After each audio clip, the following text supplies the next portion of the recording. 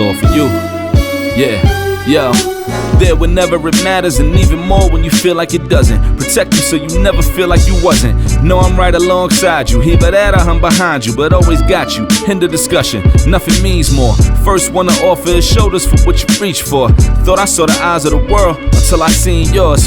And know that I ain't see a better view yet. I'm with whatever, so don't ever you fret. Know that you covered, not a hurdle or a heartbreak. A change what a partake, cause none of them won't ever get comfortable in your walkway. My job is to aware you, fully loaded, prepare you for all of the above that I'm never letting get near you. But still in all, give you every advantage I found.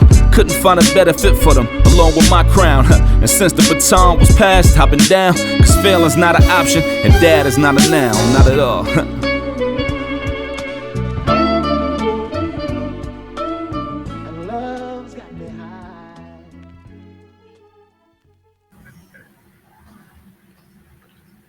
Hey, what's going on, everybody? This is Ishmael from Dad Is Not a Noun. Happy Tuesday. Also, today is my birthday. Yeah. Hey, birthday. Happy birthday. Yes, Happy birthday. Thank you. Yes, I am 42. I am blessed to be 42. But 2 years ago, I didn't have that mindset. I just felt like the world was just crap and I didn't want to be a part of it. And I had the idea, I had the plan that I was going to just take my life. But it didn't work that way because I'm here. And that's the most important thing. And exactly. Also, I love poetry. I've been writing poetry since I was 15. It's been a part of my life. And I just thought it was important to do a show about mental health and poetry. And I'm truly just delighted to have these two extraordinary poets with me. There are many other things, but they're exceptional poets, and I'm glad that they're on with me, talking to me. I have my man Roscoe with me, Burnems with me. And then also I have the good brother Otis Mensah out of the UK. How you doing, brothers? How you doing? I'm doing good. Thank you so much for having us. No, doing well, man. Thank you. Thank you for coming on, man. This is like a birthday gift to me because I'm a big fan of you guys. I love your work. I love what you guys do in the community. And then also I'm thinking that I'm making a little history because I have two poet laureates on the show at the same time. That's pretty dope. So before we get into this conversation a little bit, talk about yourself and then talk about that accomplishment of being a poet laureate. So do you want to go? Okay. Yeah, I mean, thank you so much for having us. And like you said, it's a beautiful thing. Me and we were just sort of rapping it about both being the first poet laureate and the trials and tribulations that come along with that. And I can't complain. It's been a beautiful journey. I handed over the title in 2020 in October, so not too long ago, to an incredible poet called Warda Yassin, who is currently carrying Sheffield's poetic energy with her and doing amazing work. But yeah, myself, as you said, my name is Otis Mensah. I often say I'm a hip hop artist first and foremost, and I describe myself as a poet that derived from the culture of hip hop. You know, sort of most of my I can't even say most. All of my influences, my favorite poets, my favorite historians, my favorite philosophers were somewhat and in some way inspired by hip hop, or my study into further thought was inspired by what I first discovered in hip hop. You know, my whole grasp on language, really. And then, you know, there's a whole whirlpool of influence. You know, once I discovered hip hop, once I fell in love with that culture, it was like, oh, well, what are these samples on Tribe Called Quest? It's like, oh, then there's this whole other culture that is introduced, and you learn his historical chronology of them both. So that's been a beautiful journey, but that's really how I root myself. You know, it's like I believe it's a beautiful folk art that hip hop inhabits, of, I guess, an ancient practice of oral storytelling that is somewhat spiritual and somewhat at the core of what we are as humans, as creative beings. So I just want to continue to create amidst that lineage, you know. That's dope. Roscoe, you want to go, brother? Yeah, man. So I am Douglas Powell, artistically Roscoe Burnems. I am the first poet laureate for Richmond, Virginia. So trailblazing, like my man Otis here. So it's been a tough ride, but I'm glad to see that my city is like branching out and doing more and appreciating art more, which has always been a passion of mine.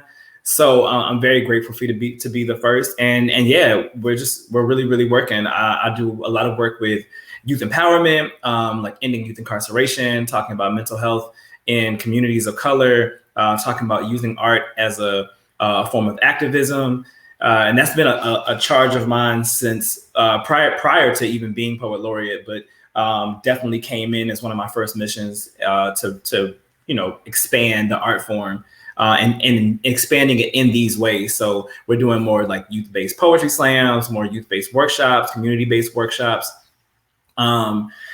It's trying to spread this love for art and poetry and things of that nature. I fell in love with poetry when I was a kid. I fell in love with writing just in general when I was a kid, and fell in love with hip hop around the same time.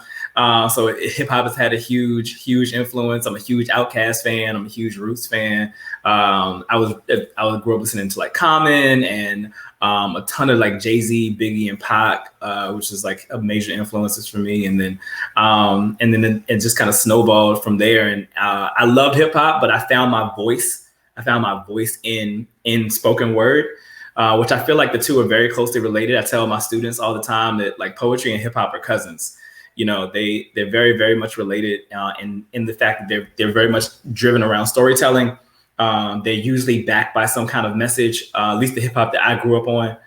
So I want to continue that particular tradition. And I appreciate Otis mentioning like the art, the history of oral storytelling, right? Because it's so ingrained in Black culture and the Black diaspora. And so I feel like spoken word kind of picks up from there.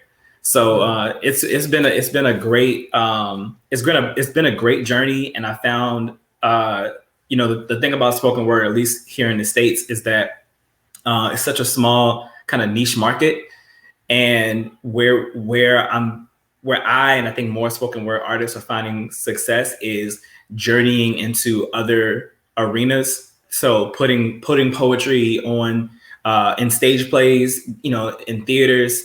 I myself have kind of bridged the gap between like poetry and stand-up comedy. So like I did Traumedy, which is like a 1-hour poetry and stand-up comedy special. We recently filmed the second one. It's called My Life as a Black Dad. And just using, again, the art of storytelling through comedy and through poetry to talk about, culture and generational trauma, resilience, empowerment, and just all the ups and downs that kind of come with the human experience. And that's the one thing I love about spoken word poetry is you get the human experience. And I want to touch on vulnerability.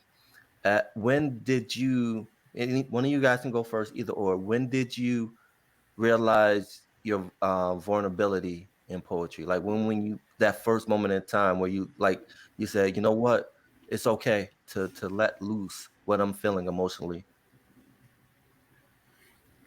I always hesitate because I'm long-winded, and I'm long-winded and I know it. So I never want to just jump right in. Me too.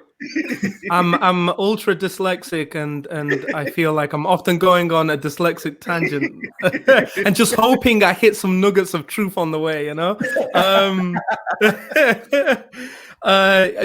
you want me to go? I'll jump in real quick because I promise not to make this too long. I leaned into poetry because since we talked about the juxtaposition between hip hop and spoken word, I actually leaned into poetry more in my teenage years because I found a vulnerability there that I didn't always get with hip hop. Hip hop had a lot of storytelling. It talked about culture, cool. It was a lot of bravado, but those vulnerable, very kind of human moments, sometimes I didn't get that from the music, and I did find it in poetry, right? So when you go back and look at a young James Baldwin or Maya or Langston or even Gil Scott, who was more political, you still got a lot of what are you feeling? What are you feeling inside? And so I needed more of that. And I was really suicidal as a teenager. I had already had a handful of suicide attempts before I even turned 18. I leaned into poetry because I was able to like open up in a way that I wasn't really able to open up anywhere else. And so that has become a large mainstay in my poetry. Even now, I pull from a lot of personal experiences, and I don't internalize that anymore. If I feel it, it finds a way onto the page, so that I'm not bottling it all up. You know what I mean? Like I've used poetry purposely for that. Mm-hmm. Yeah, that's so beautiful. Yeah, I mean, I agree. I was in somewhat of a desperate need to find an expressionistic outlet as a teenager. Dealing with the existential angst that a teenager does, but also additional battles with race and identity, and wrestles with, I guess, feeling confused and not understanding how society had placed me, being confused with how I was racialized, but also being confused of where I fit. And I relied on hip hop to a large extent to sort of give me that. And also, I believe I felt somewhat of on a subconscious level, a pressure to meet somewhat of a hyper masculine standard. Sort of. That was what I was, I guess, looking up to as I fell in love with grime, and got into grime music, which it was a beautiful thing because it was youthful and it was authentic for what was going on in Britain. And we were writing raps in the back of on the back of school books and having clashes in the schoolyard. But I think at some point, just for me personally, not to apply this experience to everyone else, I realized that I was replicating my insecurities and pretense and projecting that into the art form that I was participating in.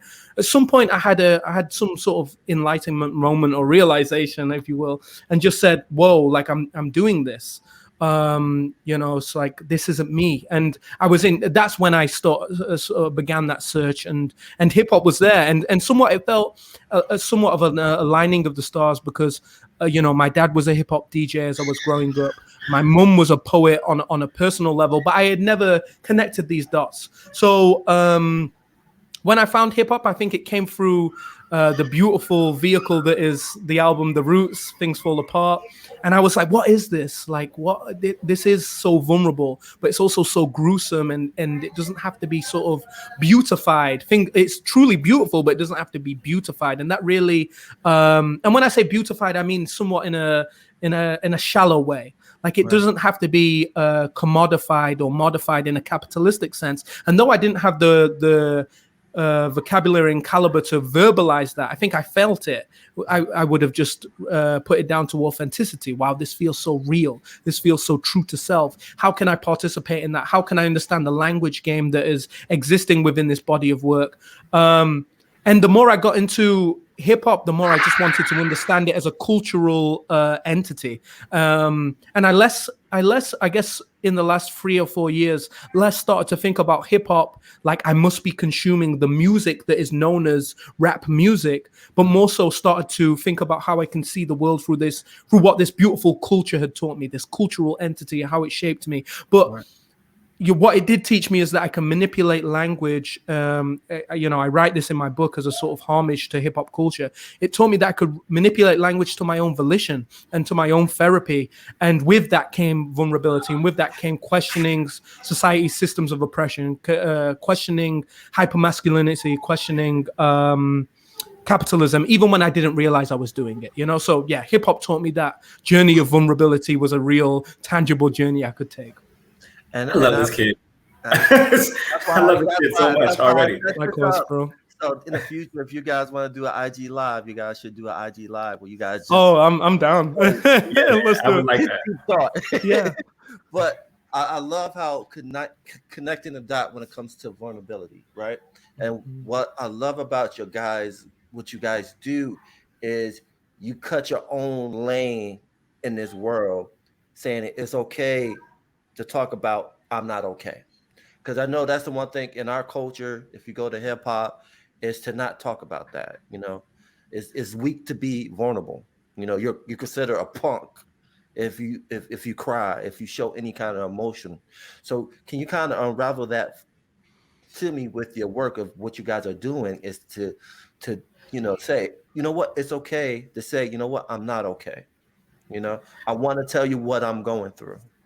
So I think where that's shown up most for me currently in this version of myself is talking more about fatherhood.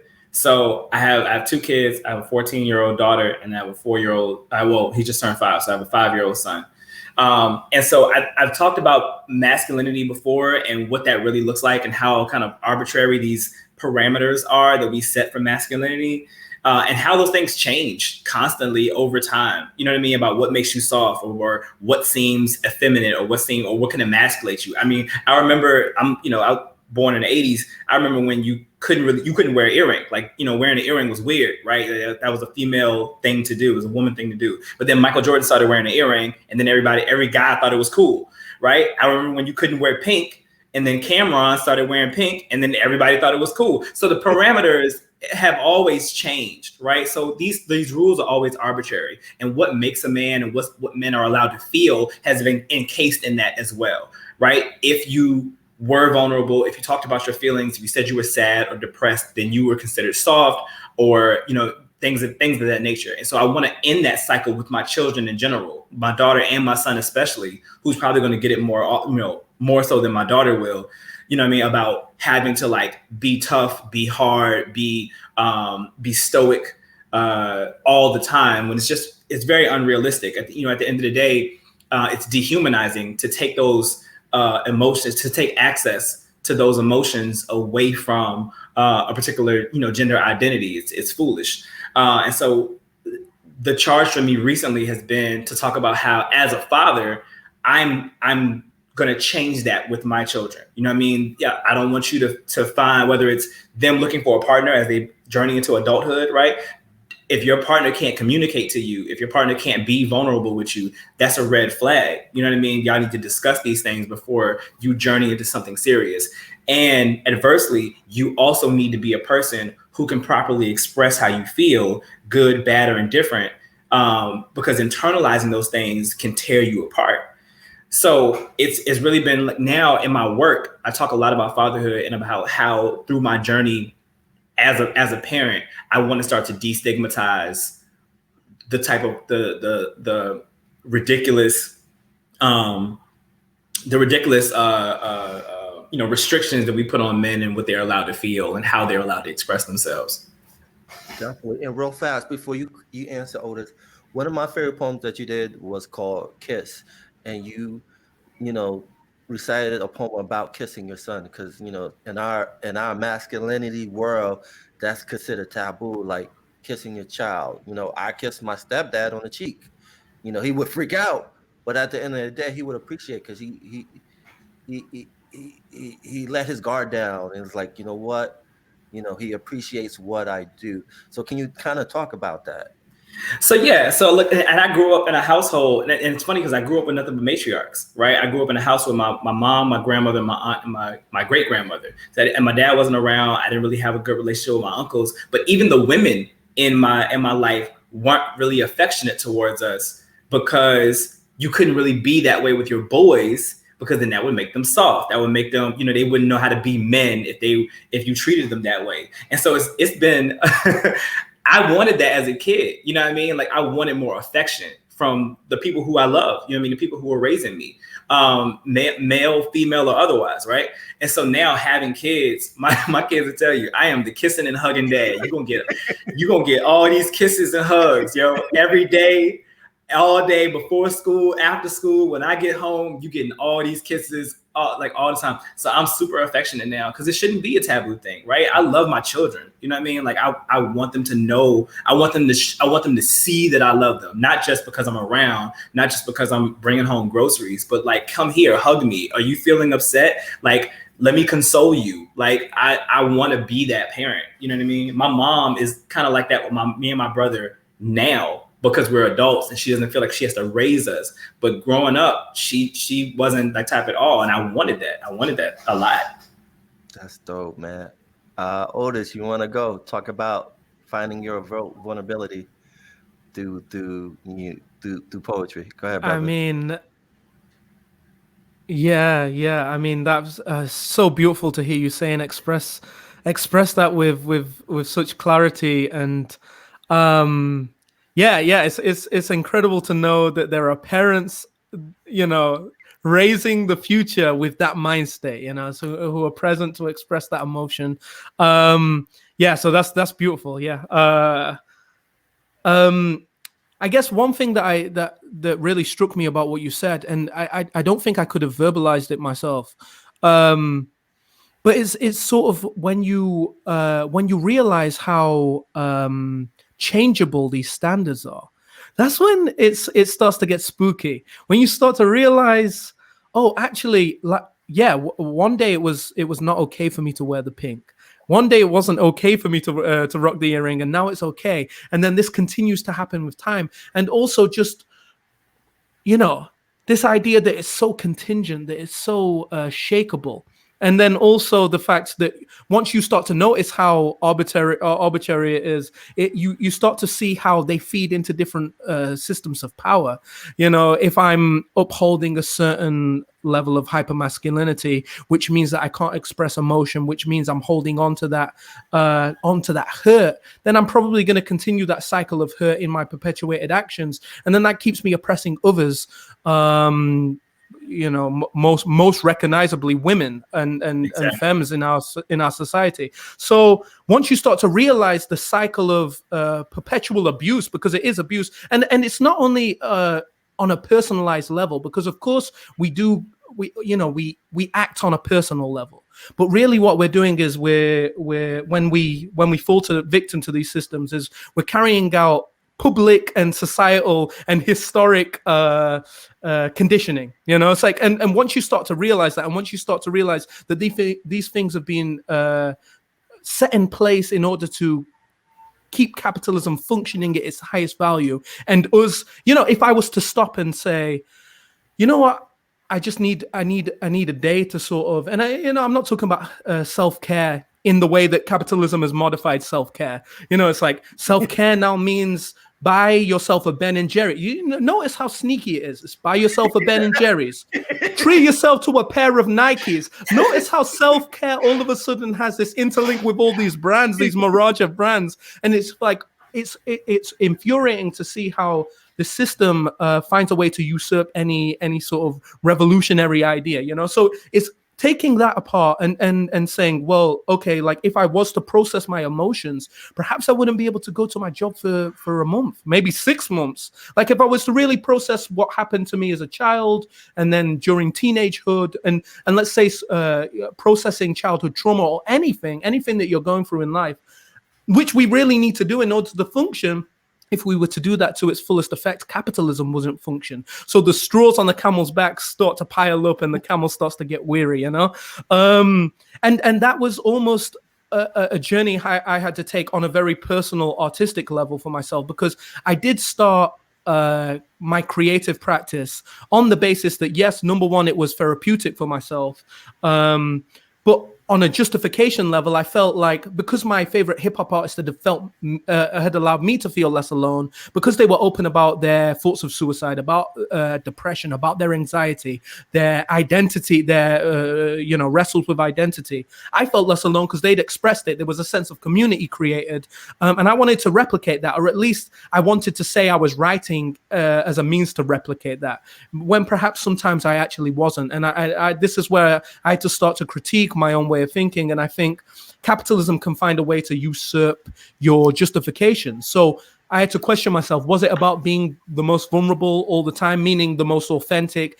meaning for the community, or was it to get on the next biggest stage? Was it to get on the next biggest magazine? Was vulnerability just a means to get more numbers in the room, in which maximizes profit, which maximizes social hierarchy? So I had to pick all these things apart, and I realized that what truly matters is me making sure that I'm okay on an emotional level, and that it doesn't need to have this product-driven outcome. That it doesn't need to have this thing of me saying, "Well, yes, I did it for me, but look what I did for everyone else," sort of thing. It's me and my extensions of me. If we're okay, that being my community, my circle, my village, if we're okay because I'm not perpetuating systems of oppression amongst them, then probably that will be able to spread to our wider village and our wider community. So once I started to realize that, I started to say, hey, I'm actually just writing. Yes, I'm being vulnerable for my own survival, for my own creative thriving and mental health. But I'm also just doing this because I want to add to the archive of what it means to exist right here in this space and time, and that's important enough. And me processing my own issues is important enough because it means it puts an end to that perpetual cycle of violence. So though I've instated that in a very, it sounds very simple and very idealistic. It's very hard, and it's a constant reminder. It's a constant reminder for me to not feel depressed when I don't get on the stage that I want to, when I don't see my followers growing, and then I have to pull myself back and say, hey, why am I doing this in the first place? What am I getting wrapped up in? So yeah, it's a constant journey, really, and it's not easy at all. No, I agree with that 100%.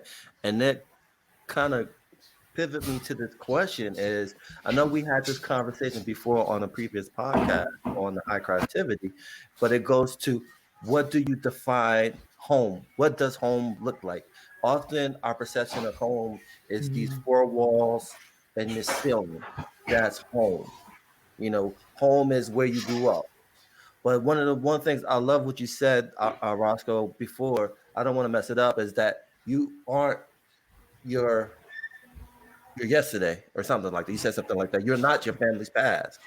So right. Can you kind of touch on that? Because I know we were going into deep about vulnerability, but I think that goes with home too. It's finding a place where you feel vulnerable. So who want to touch on that a little bit? So it's interesting because one of my closest friends, she passed away just a few years ago, and today is her birthday, and or yesterday was her birthday, and she really helped create who Roscoe Burnems is now. She ran this kind of open mic spot in the city that gave this platform to artists who were really trying to grow, and then from there she was doing more events with colleges and different stuff up and down throughout the states. And she would be like, hey, like I like what you're doing, I like your message, come with me, come do this thing. And she would tell me she told me all the time, she's like, you got to find your tribe. You know what I mean? You got to find home. You know what I mean? Your relatives are relatives, but family, you create that. And for me, home does mean community. It means like-minded individuals who also want to see positive change happening where we are, and building and creating and building and creating with those people, and checking on their safety so that they can continue to grow and change and things of that nature. So at this point, that's what home is for me now, right? It's building with that community of people to create more opportunities and a safer environment for the Otises of the world. You know what I mean? These guys who are coming in who are also really optimistic and like-minded and need a safer environment to grow and blossom. I like that. Otis, you want to touch it? Yeah, that's really beautiful. Yeah, I'm constantly battling with the concept of home, and it's ever changing. My definition is ever changing. I think I realized that.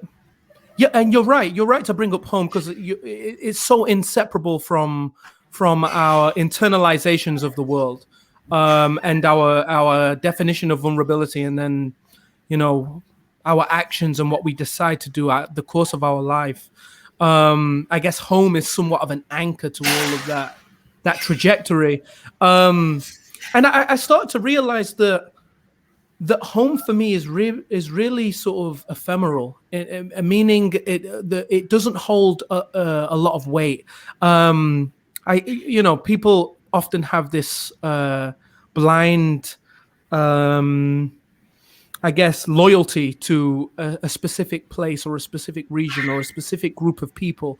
And I think naturally, because I felt isolated in the past, or because when I first started getting into hip hop and started to isolate myself and think, okay, what is it that I like? What is it that I believe? I think a lot of that at the beginning was fed by sort of like a bit of an ego boost. I guess a route of separatism, trying to be a separatist, and not to say that's necessarily bad, but I think it was coming from an egotistical place. It was like, well, okay, you're gonna go to the house party. Well, I'm gonna do my thing. I'm gonna stay in my room. I'm gonna write, and somehow that's morally superior, or somehow that's intellectually superior.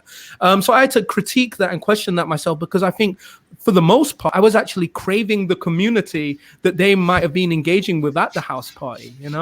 I just didn't feel well enough to assimilate or fit into it, or get the beautiful aspects of it. So I don't know where I'm going with this, but I just think that my definition of home is also inseparable from my journey of questioning my own need to sort of separate myself from the crowd. And often that means that, well, I have a repulsion to a sort of patriotism or a certain loyalty to a specific patch of land. So yes, I love my city of Sheffield, but really what that means is that I love my mum. It means I love my dad. It means I love my friends. And it means that I loved that one moment where I discovered that I could perform a poem at a specific venue, as opposed to I love this patch of land. For me, that's it means nothing. It's void of any weight or philosophical reasoning or I guess wisdom, really. So and I'm often thinking about how blind loyalty and I guess patriotism can trick us into being a part of the system of hurt. So yeah, I'm often questioning that myself, and I'm questioning what home is, and I started to realize that home is just something that I carry with me. It is my family. It is my repertoire of memories and experiences as they recreate themselves. It is the fact that I'm in love with hip hop, and that's why hip hop was so important, because it was like all these people that I'm discovering through the internet existed 10 years, 20 years prior to me across the globe, yet somehow they're using this universal language that I feel less alone now I've heard it. And somehow I feel like it's speaking to my spirit, and I feel somewhat at harmony participating in it. So that's the home that I carry on with me. And I guess vulnerability is sort of embedded in that. Yeah, I don't know what I was talking about. I don't know if that makes any sense. It made a lot of sense, man. Yeah, it does. I thought I was talking to Dr. Cornell West for a minute. Well, he's my favorite, so that's a blessing. But I think, to his point, home, much like love, starts within and then spirals out, right? You know what I mean? So just in the same thing about talking about community, right? But you have to have a sense of that in yourself first, before you can extend that to somebody else. And I agree with that. And this goes to my next question. When you talk about home, vulnerability, it starts with self. And I know a lot of people say, yeah, poetry is the way to go. When you're going through something, you write it down. But also, it's not like a question, but I'm gonna put it out there.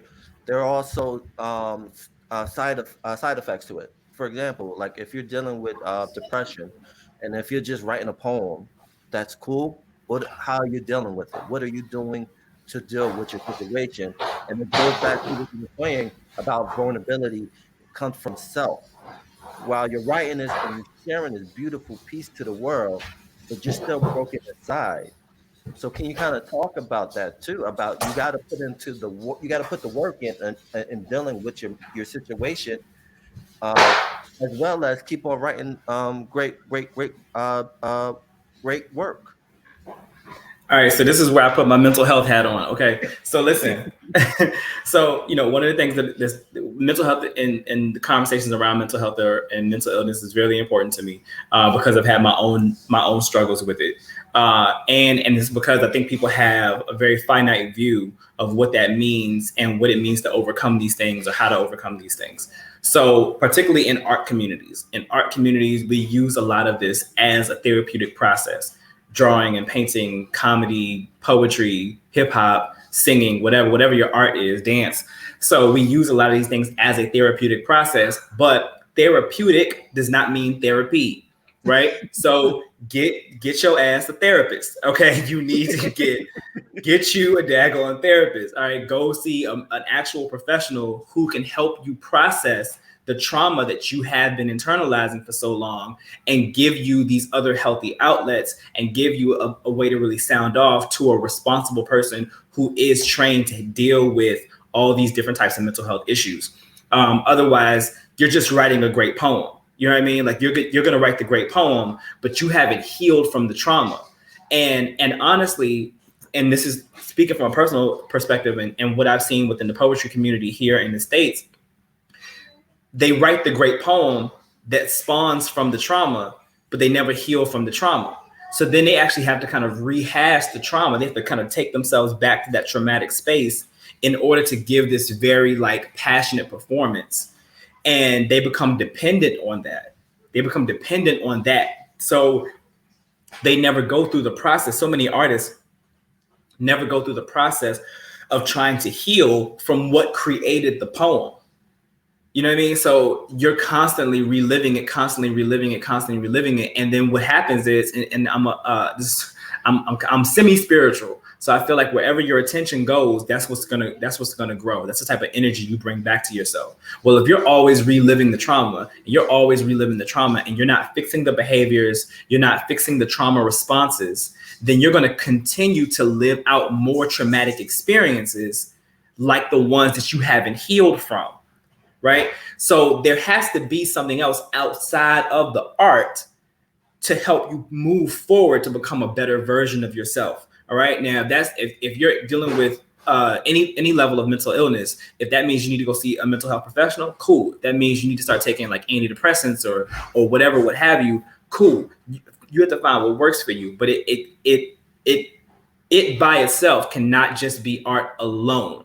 Art is huge. Art is a huge passion of mine. I am a firm believer in using it as a therapeutic process, but that does not mean it is a substitute for all of the other things that come with actually overcoming or trying to overcome whatever traumatic experiences may still be ailing you. That's true. Very true. Otis, you want to touch that, brother? Yeah, sure. I mean, I really appreciate the clarity that you're providing, Roscoe. It's like I feel like I need you like to offer your thoughts, just to clean mine out. And it's like no, that's really beautiful. I couldn't agree. I couldn't agree more. I think as poets, also as artists in general, it can be a solitary existence. And really what we're looking for when we're talking about therapy is, yes, we're talking about getting something off our chest, meaning, nobody's watching. It's like you talked about therapy. I guess that's the beauty in the trust relationship between the person, the patient, and the therapist, or the person and the therapist, is that there's a trustful bond there. I trust that what I'm saying is confidential, or I trust that what I'm saying is going to be understood, or I'm not going to be triggered or hurt further. There's not going to be malicious intent, and that's, I guess, the same reasoning that I'm taking to the page, except the page isn't alive and animating. So it is a very safe bubble, and I guess that bubble can remain a bubble if that's all you're using. Exactly what you said. But yeah, it's like there is a beautiful therapy to that, or there is a beautiful therapeutic act to sort of writing something down on the page, getting it off the chest. But really, what's therapeutic about that is expression. And if that is stopped at the page, then we need to learn to practice that in the rest of our lives, just as you said, Roscoe. So it's like that's the golden nugget that we're learning from art that our society doesn't allow to flourish is expression, and so that space where emotional intelligence can be nurtured, emotional understanding can be nurtured, that moment of reflection can be nurtured. But as I was saying, really what we need is a sense of community. Really what we need is to connect to another human being who hears and listens to us. The other issue with getting sort of wrapped up in and I'm speaking, but these aren't dead words. This is very much sort of I'm constantly wrestling with this. I'm constantly I recently wrote an EP that I'm very proud of on a sort of poetic level, on a musical level. I really appreciate what I've done, or it's like what I've got out of a certain level of pain. But I'm so apprehensive to release it out into the world, and that's because exactly what you said. You can just relive that certain pain over and over and again, especially if a lot of us artists build careers on a catalog of work, and if that catalog of his work is based on our moment in a specific our place in a specific moment of pain, then that's just going to be ever perpetuated. So I couldn't agree more, really. It's really tough, and I think we just have to constantly remind ourselves that this is the end. The page isn't the end, it's hopefully a vehicle to connecting, to a emotional discourse, to a more tangible, soulful human connection, That's deep, man. But also, I'm gonna coin this phrase. I don't know if you guys agree with me. I'm gonna call it trauma assimilation. And through trauma is how we assimilate with other people. And usually we share our stories with other people just to connect with people. But overall, the situation with that is that if you don't come out with a solution to how you deal with this trauma, it keeps a legacy of trauma. So can you kind of talk about it? I use trauma assimilation, but a lot of people use trauma bonding. But I was just about to say that. Like, I was just about to be like, trauma bonding is a very real thing, right? Some people are in whole marriages because of trauma bonding. Right? Some people are in whole. But when it comes to poetry, can you talk about that aspect of trauma bonding through poetry? I just think that to some extent it can be a little debilitating and a little dangerous to be so heavily attached to trauma that your art and your identity is so centered, it can become like centered around it. Because the idea is that we don't want to continue to go through trauma, right? The goal is to not continuously go through trauma. We get our traumatic experiences out on the page, and then we share it because we know other people can hopefully identify with that, and we don't feel so alone in the world. That's great. That's a great thing to do. It does help you connect with other people. But do you want to stay in this traumatic space, right? For me, that answer is no, right? And so as I journeyed into further into my writing, particularly as a storyteller who pulls from traumatic experiences, pulls from a lot of observation, a lot of self-reflection, I'm doing this because I want to be able to see this through, see this on paper, see this on a stage, help somebody else identify with this, and then I want to move forward. You know what I mean? I don't want to stay in that space because that space is painful, right? Even in the idea of sharing my story in hopes that other people can connect with it, I don't want them to stay in that space either. And so for me personally, I had to start reflecting on what I wanted to accomplish in my work overall, because to your point, it can be a distraction, right? It can kind of veer us off the path that we were on as far as like what our poetry is being used for. And so now in my work currently, it's like, where's the resilience? Where's the triumph? That doesn't mean that everything was a win for me, right? If I'm talking about depression, if I'm talking about suicide, I was in a very dark time in my life. It is what it is. Not every, story has this like happy ending, but I'm still here to tell the story. Where is the triumph in that? So resilience is now like a large part of my work, you know what I mean? Because I don't want to leave people in just all the dark and scary stuff. I want to be like, okay, well, this is what happened. this is very real. This happens to more than just me, but here I am to tell it. And that by itself is the win, even if there's nothing else there. So I really think as artists, we have to find that. It doesn't have to be in every single thing that you create, but where is the resilience after the pain? How were you able to bounce back? Where are those poems so that somebody has something to hold on to other than just the trauma? That's so true, man. Otis, you want to touch it? Oh man, it's really tough. I feel like we're in like a cipher. Yeah. That's beautiful. Yeah, that's incredible. Let's bring that energy to podcasts and poetry, cipher energy. Yeah.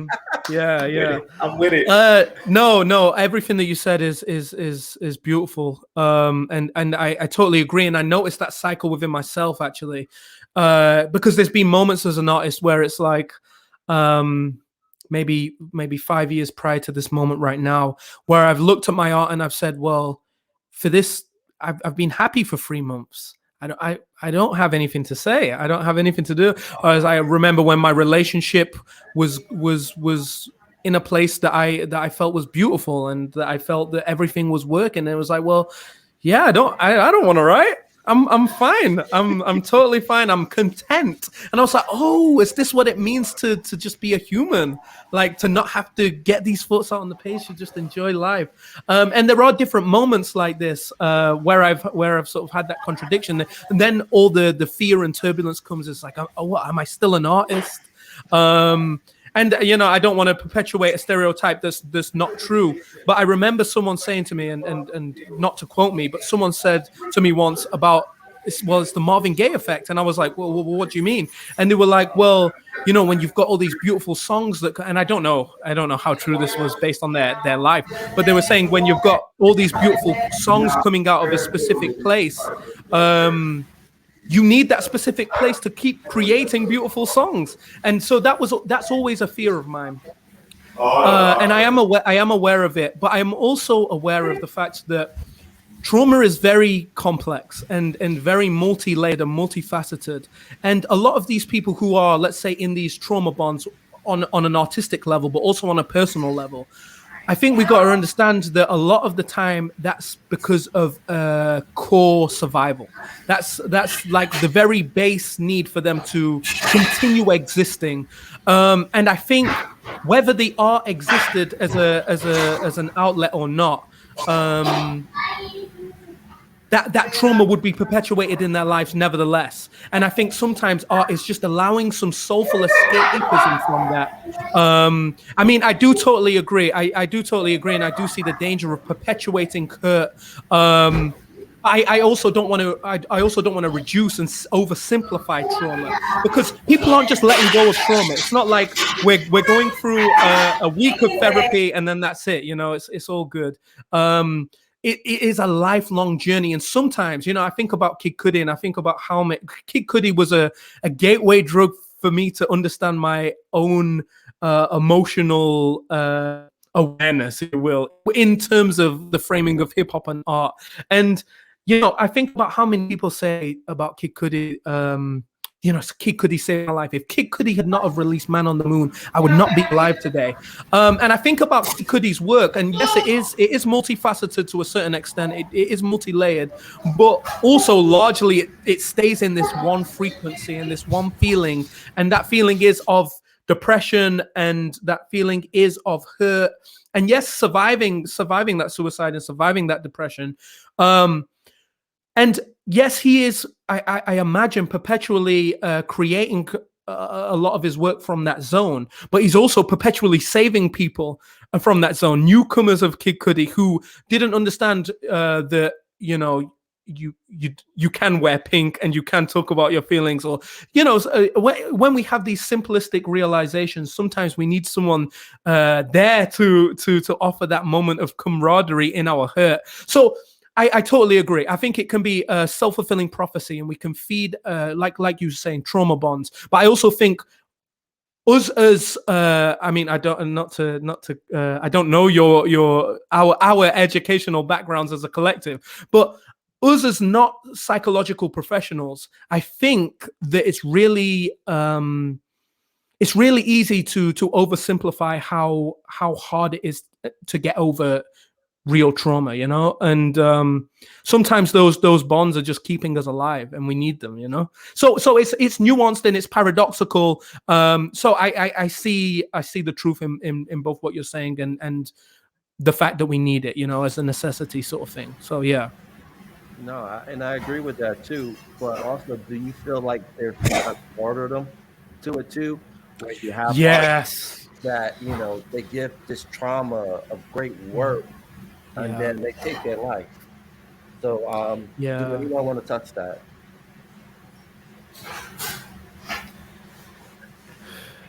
Yeah, I mean you're 100%.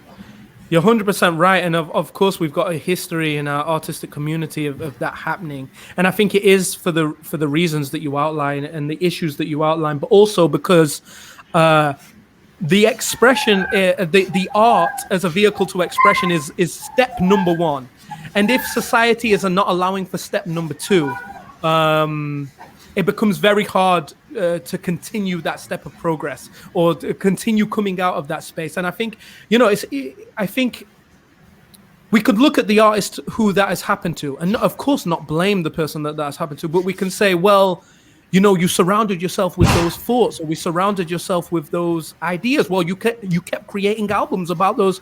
Well, I think, yes, they kept creating those albums but that's because they were still in it. And usually they were still in it because there wasn't an outlet in the external world for them to carry that expression into healing. The expression is relief. It's like escapism. How, as you were saying, Roscoe, how do you then take that to healing? How do you then take that as a sort of evolutionary progressional process? And usually society stands there. There is so many issues with our mental health system. There are so many issues with the way we have been conditioned by capitalism, which is ultimately ultra individualized. We are so individualized that even to our own detriment, it makes us so hard to connect to one another. So the answer to that is gray and it's vague, but I believe there is hope in it, and I believe this is where art can be a vehicle, but also many things can be a vehicle. I guess using that artistic mindset in many realms of the world, in many systems of the world, and let's nurture spaces, let's nurture safe spaces where we can allow these emotional conversations to flourish, and that we're not going to punish people for being hurt and expressing their hurt, Definitely. So Otis is 100% right. I don't think it's good to oversimplify what it means to experience trauma or what it means to battle with any level of mental illness and mental health issues.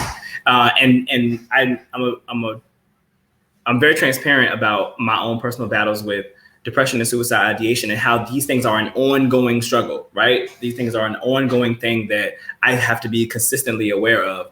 But that's why I'm a proponent of having as many resources accessible as possible in order to move past these episodes that may arise at any given moment, right? So again, not just using the art, but having all these other things in place so that you can properly, process what you're experiencing.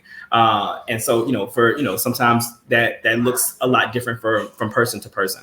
I think that the martyrdom is really like a consumer thing. You know what I mean? I don't think that Robin Williams was attempting to be a martyr. I don't think that Mac Miller was trying to be a martyr, right? I think that the consumer, the fans, turned them into these icons for the wrong reasons, right? Even though they gave us great art prior to their deaths, like the way that they pass ends up kind of outliving the work, and I think that's unfortunate.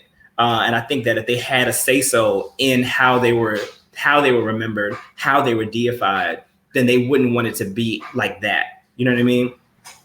So I think we have to be really cognizant about that as consumers of the art, not to do that, not to do that to them. You know what I mean? Like, and whether that's them taking their own life or being involved in a lifestyle that was detrimental. I think about what we did to Biggie and Pac and how we turned them into these gods as a result of a very dangerous lifestyle, and it overshadowed the great music that they gave us. You know what I mean? The beef, the controversy, and Robin Williams was a death that hit very close home for me because he was a person who used comedy to kind of push through a lot of pain.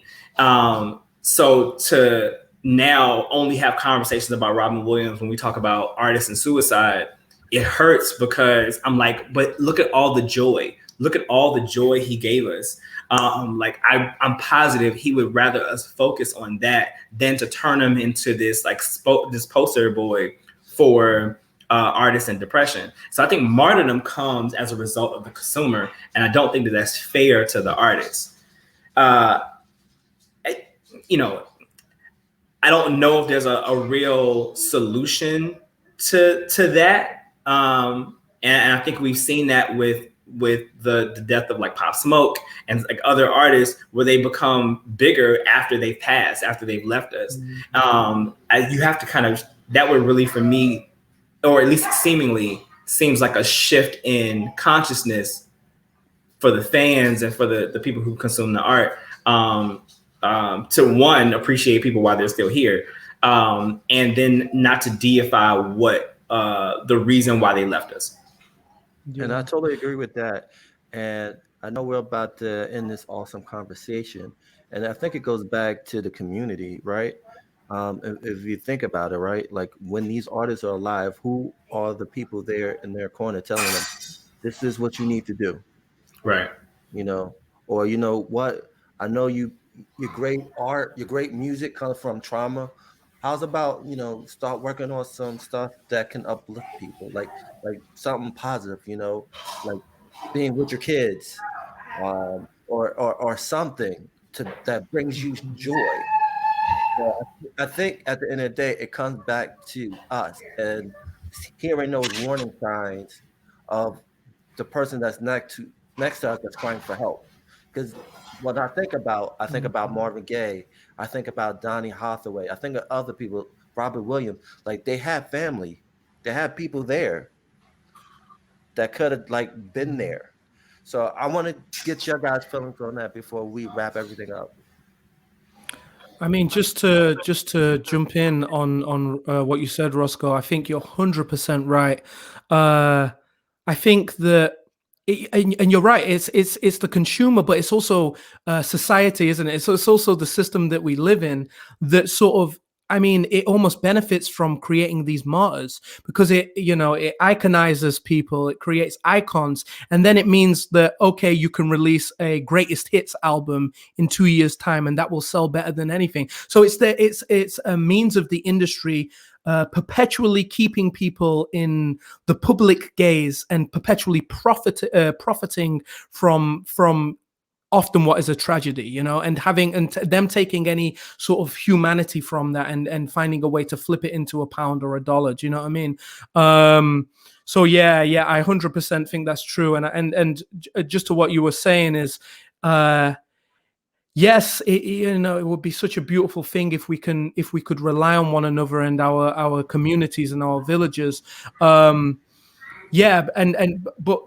I believe that we have to sort of we have to work towards dismantling that industry standard, that societal standard, that profit is more important, that these things are more important, that, you know, sort of like, because I think many times if an artist has begun their creative journey through expression as a means of therapy, and that's the thing that blows up, or that's the thing that gains the most accreditation, it's society that will often say, or it's the expectation that will often say, well, we need you to replicate that. Change is not good. We need you to replicate that. And that's how you're going to continue to harvest a fan base or whatever. So the more we question these standards and the more we question, it's like whether growth is okay. It's like, I guess we're still in a society where we are celebrating things that are so closely linked to capitalism. We are celebrating overconsumption. We are celebrating violence. We're celebrating misogyny. And not to hyper flagellate the person who is perpetuating those things through their art themselves, because often they're expressing their experience. But the fact that you've got a record label that might step in and congratulate that, and then ask the person to replicate that 10 times over, and when they can't replicate it, find somebody else who will and put those on a plateau.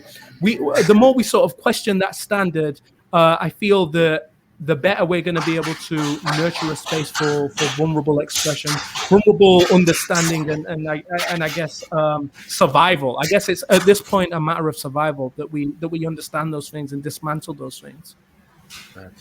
I think that there's about a 10-year difference between you and me. And I think what I appreciate the most about your generation, it's just one of the things, is that it is a generation that's willing to question and then be like, oh no, this doesn't work. Let's just tear the whole thing apart. You know what I'm saying? Capitalism doesn't work. Let's just tear it down and find something new, and without fear. You know what I mean? And I think that's a necessary thing for where we are now, right? We're getting to a point where we understand these things are detrimental. These things are dangerous. They haven't proven successful from an emotional standpoint, right? And it is bigger than the dollar, or it is bigger than money. So, how do we start to cater to people, right? How do we start to cater to people and their well-being? Like you said, self-care isn't just going to get some Ben & Jerry's and a new pair of Nikes, right? Like, self-care is based around some of the things we talked about earlier. It's finding home within yourself, finding love within yourself, finding a community, a healthy community that wants to see you grow, processing trauma, and then moving forward into healing and resilience.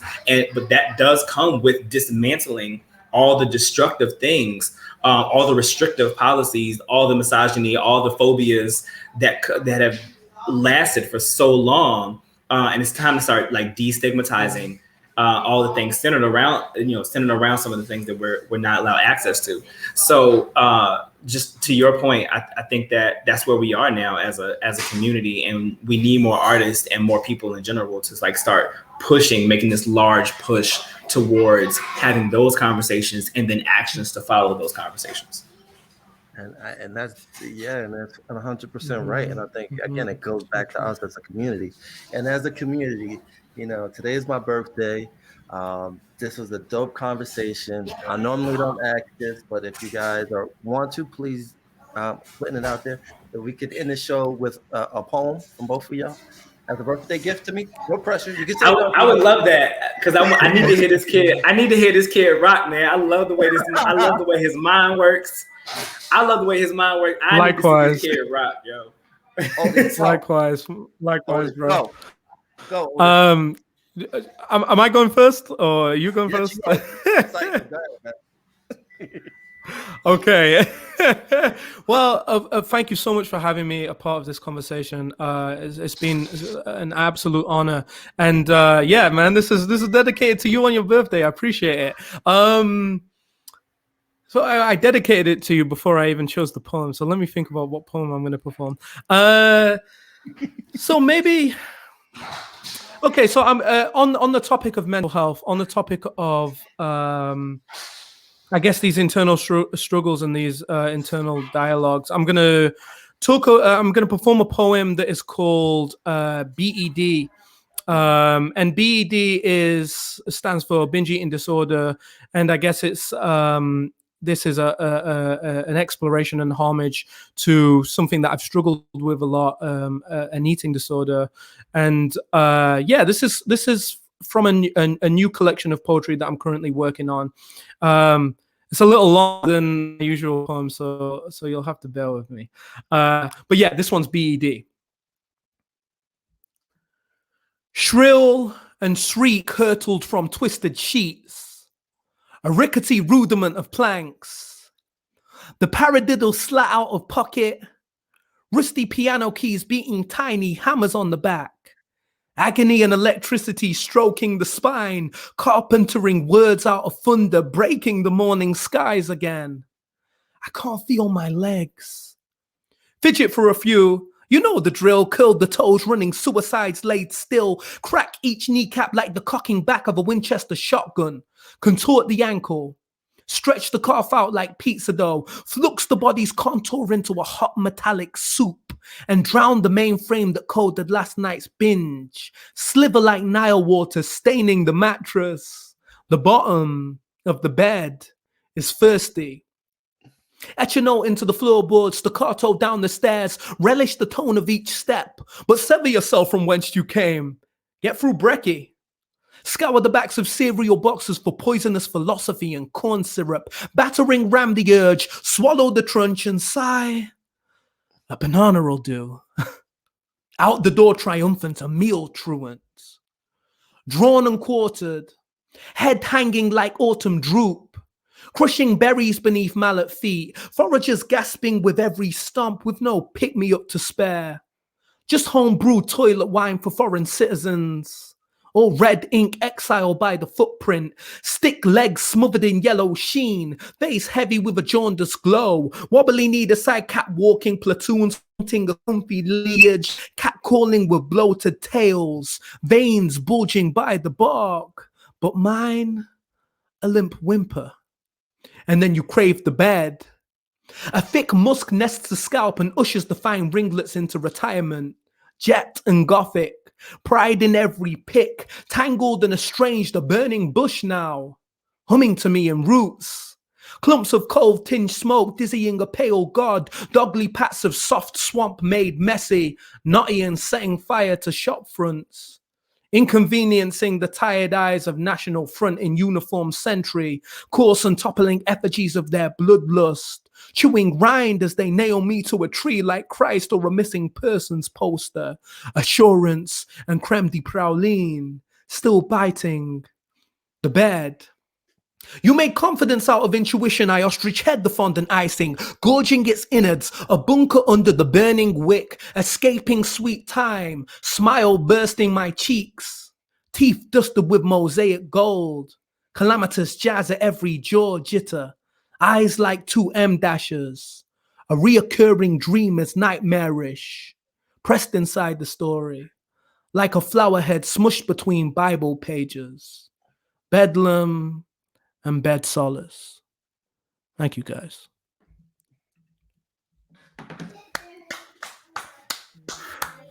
Sheesh. Thank you so much. Thank you. Man. I don't know. That's gonna be hard, Roscoe. That's gonna be hard. This guy here, man. Well, I mean, I didn't want it to be burdenous because I was dedicating it to you on your birthday. So it's only in the vein of honesty and expression. But happy birthday, my man. Thank you so much. I appreciate it, for having me. Thank you. Yo, man, you're dope, bro. Like you're like this kid. Yo, you rock, bro. Thank you so much. And Roscoe don't truly say that appreciate that. Roscoe don't say that to a lot of people. Oh man, I'm honored. Thank you. Oh man, I am torn now. I was gonna read something specifically because we have been talking about depression. We have been talking about Robin Williams. But the piece is very heavy, and so I don't know if I want to end on something so heavy. It's whatever you want to do, brother. Whatever you want to do. The floor is yours. All right, so I play around with satire a lot. So this for Robin Williams, for Mitch Hedberg, for Freddie Prinze, and for all the comedians who have given us life and laughter even when they were dying inside. This poem is When Depression Does the Set. So like I make jokes about death more often than I should.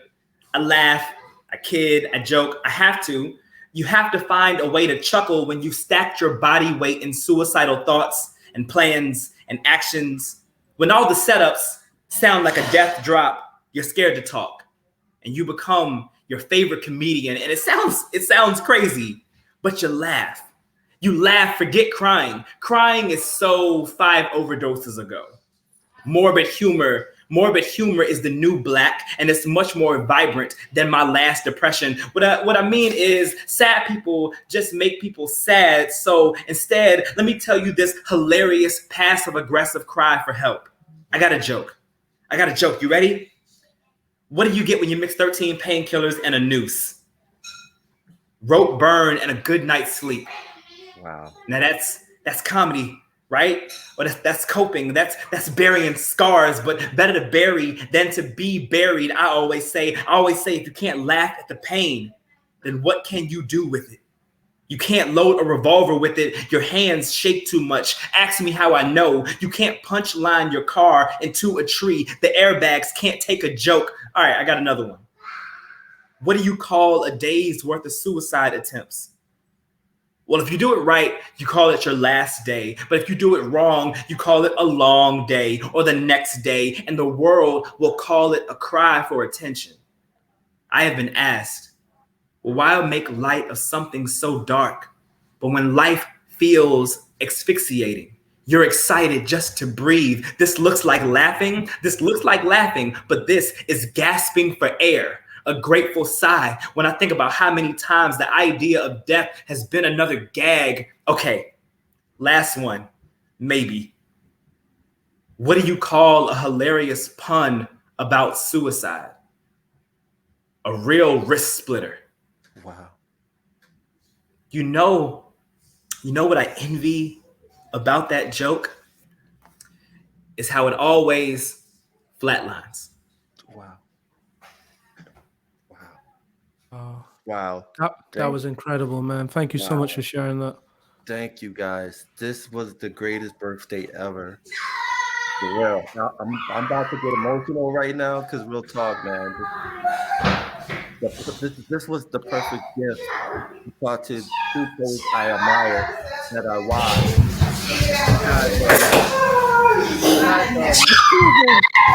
Especially with the background music in the back. Sorry, like my kids are like running around. I've been trying to like mute every once in a while. Like my son just runs in. I love it, man. That shows that you're an awesome dad, man. I enjoyed this emotional and this great experience with you guys, and we definitely got to do this again. You guys got to connect. Seriously, I want to see you guys connect on IG because you guys together. Oh my God, the poetry world ain't ready for that, man. They ain't ready.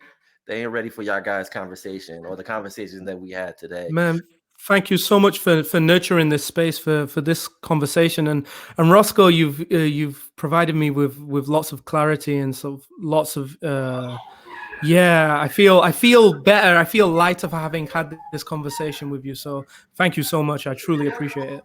And likewise, man. I think you're a brilliant mind, and you're so young. I love seeing like such brilliant minds and be so youthful. So I can't wait to see where you are a year from now, 2 years from now, 5 years from now, man. You are a star, bro.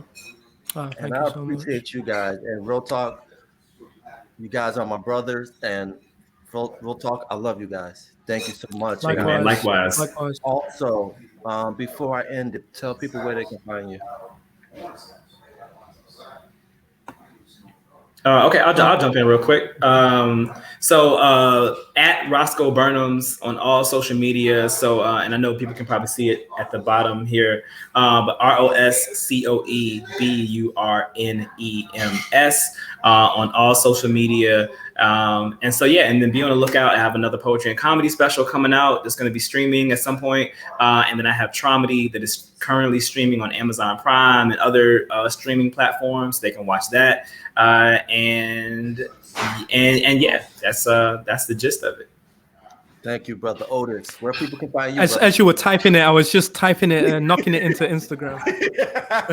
Thank you for that, man. So my name is Otis Mensah. That's spelled OtisMensah, as you can see it. But I've got some work on YouTube. I recently released a project called Otis Mensah Exists, which was very much about the realization that we were speaking about around vulnerability being usurped by capitalism, and me realizing that I'm finding true solace in just adding to the archive, the lineage that is the art of storytelling, the folk art that is connecting to a wider community through the oral tradition of storytelling, what that means on a visceral, spiritual, human, and creative level. So that Yeah, that's a project of mine that's available on YouTube. Again, it's Otis Mensah on Instagram, and I've got a website, www.otismensah.com. If anyone is intrigued to reach out, please do. Reach out to him and please go get his book. He got a book that dropped. Please tell people about that Oh, book. yes. Yeah, so I've got a debut collection called Safe Metamorphosis that is published with Prototype, and it's we've got. I mean, I'm an independent poet to a certain extent, so we've got an abundance of copies left. So you can get that on prototypepublishing.co.uk. Man, send me your address. Can I send you one as a birthday parting present? Yeah, not on here. Oh no, not online. That would be a different kind of birthday present that you'd be receiving. But yeah, just send it in the DM if you want to. But yeah, sure. Most definitely. We don't want people like popping up. No, most definitely. Safety first, eh? Yes. Safety first. But I appreciate you, brothers. Thank you for making this a memorable birthday. This is going to be a birthday I will never forget because it's going to be on YouTube. I'm going to remember it. True. All right, brothers. Thank you. Another great episode of Dad Is Not a Now, and we're out. Peace.